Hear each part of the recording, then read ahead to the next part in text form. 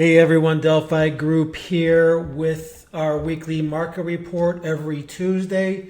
We did not have a weekly market report last week because we did a live webinar that we highly recommend you guys check out. The link will be posted in the description box here on our YouTube channel, so check that out. You get a chance to meet me, Leviathan, who's crushing it, and the whole team. So yeah, highly recommend you guys check that out. Again, the link will be posted in the description box here on YouTube. Okay, so just getting to the charts. I have the SPY up here. We have about 5 or 6 minutes till the markets close, but this is the monthly chart of SPY. Okay, now SPY and Qs look very similar. So if you guys remember last month, we talked about how we were looking bullish here on that candle right there on the higher volume.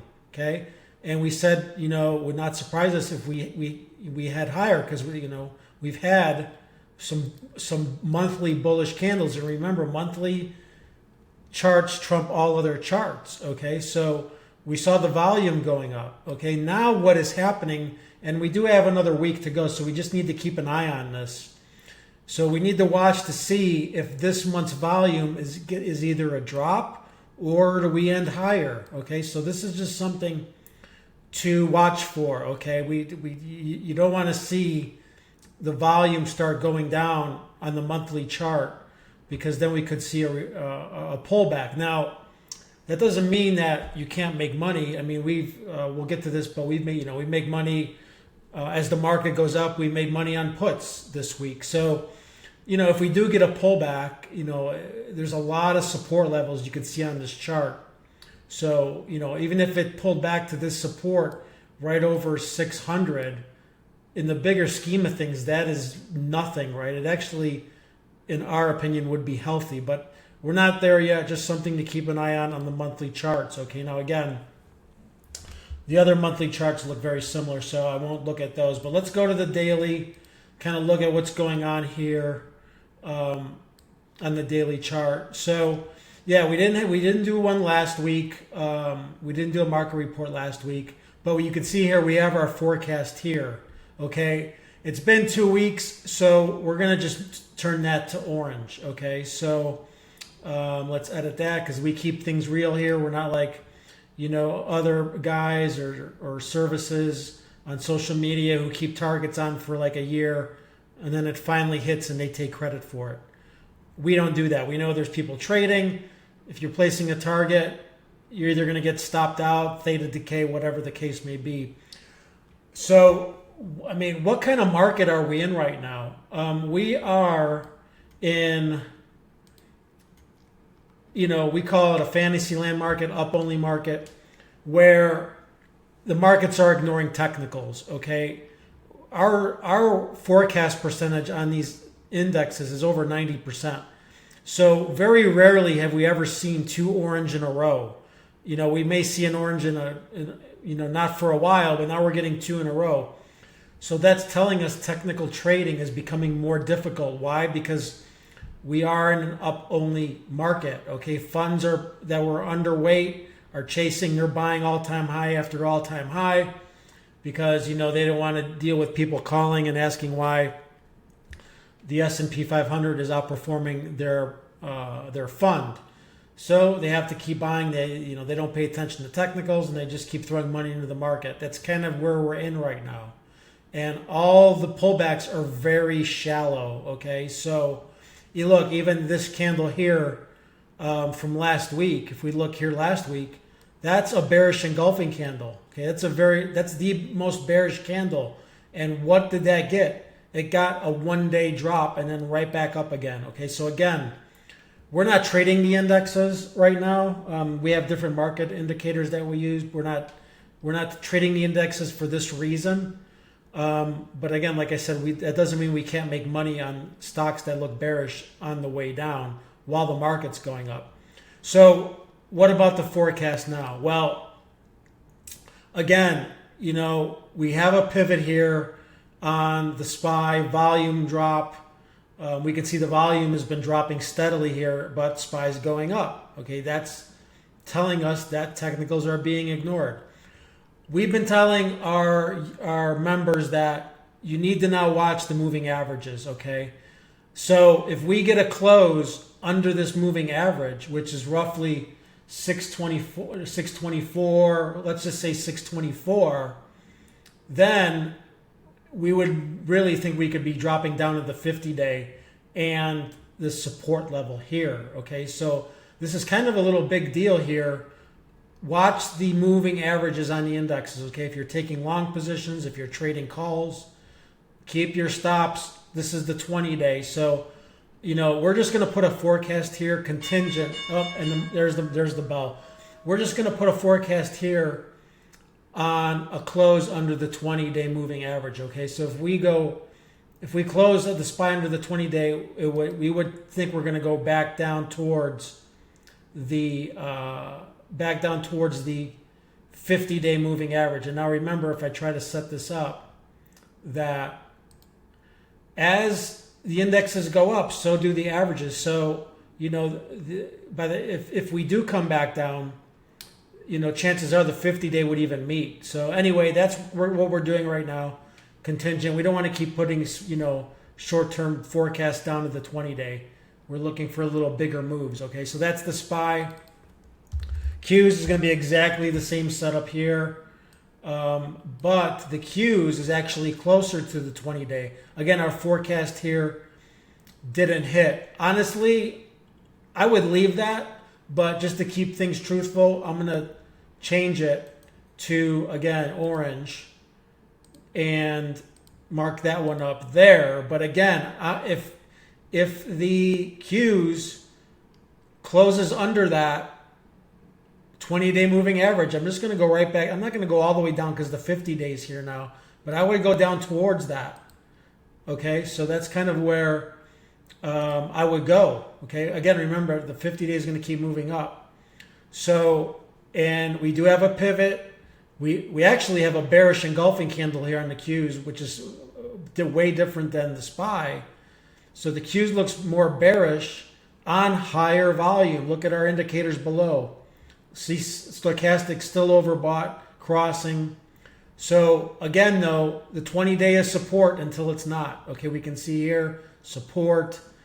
So watch the 20-day. The 20-day is very important. Okay, and let's look at the IWM.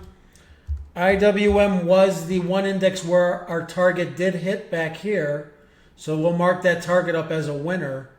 And now, again, the 20 days here. So we can see where it got below it, then it went above, right? So, this forecast here, again, will be a little difficult now. If we look at the weekly chart, I know we're only here on Tuesday, but we have a saying, when in doubt, scale it out. Remember, the weekly chart trumps the daily, okay? So looking at the weekly chart, things are looking bearish here, but again, we do have 220 support. So, and then again, notice all the white targets we've hit here, right? So that's kind of what we were talking about. IWM right now is trading better technically than the other two, so just keep that in mind.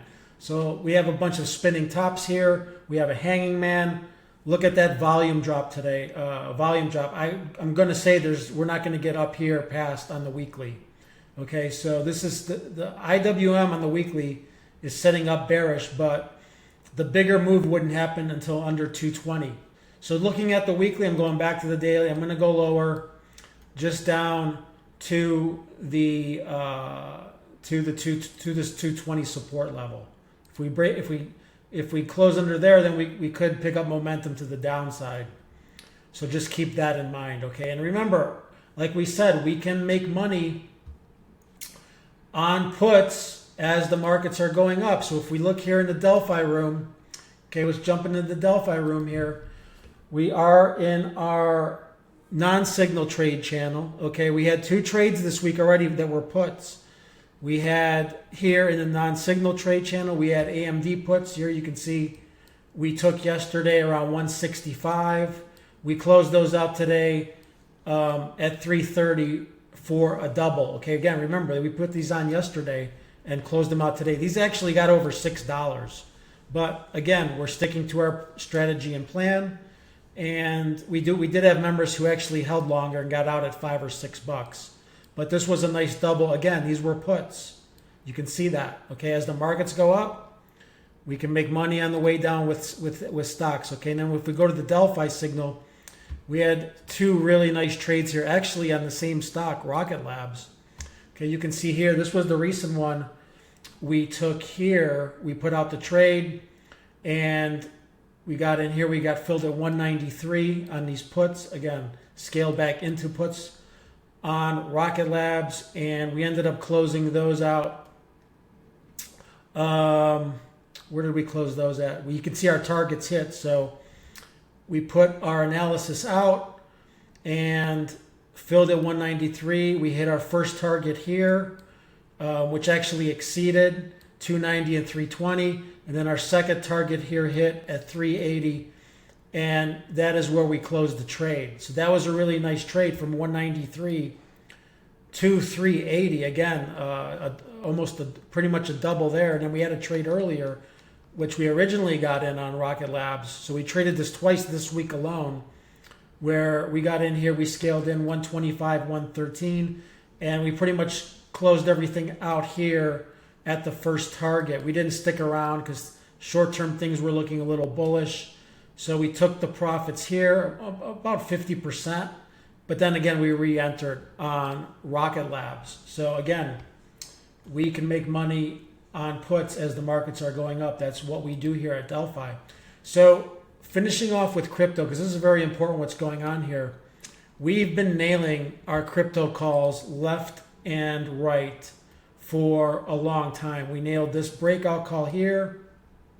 We called that one here. If we scale out even more, we had, other multiple calls on breakouts. We nailed this breakout here. We nailed this flag breakout here. We nailed this one here. And we have another short-term pattern working here on Bitcoin that's very important, because we feel like when this breakout happens, we think this next breakout is going to take out the all-time highs and head higher into the 130, 140 range. So this is something you really want to keep an eye on here. We're in this wedge, and the wedge ends on Friday. Remember, weekends, crypto trades 24/7 every day of the year, so there's no days off. A lot of times weekends create crazy things. So watch this wedge. It's trying to break out today. It fell below it. And again, this ends on Friday. So we have started to take bullish positions again. We cashed out up here. A lot of our ETFs, a lot of our call positions, we cashed out up here. But we're not done. We do think we're going to get a run, hopefully, for the next 4 weeks. And we'll be looking to cash out at higher levels. But again, just keep this wedge in mind, because this breakout, when it comes, could be pretty explosive, and especially when we take out the all-time high. Okay, so that's it from us here at Delphi. Again, thank you for being here. Please like, subscribe. Please tell everybody what we're here doing. You can even point them to the live webinar. Again, that link is posted in the description box here on YouTube. So again, wish you guys the best. Have a great week, and we will see you next Tuesday. Take care.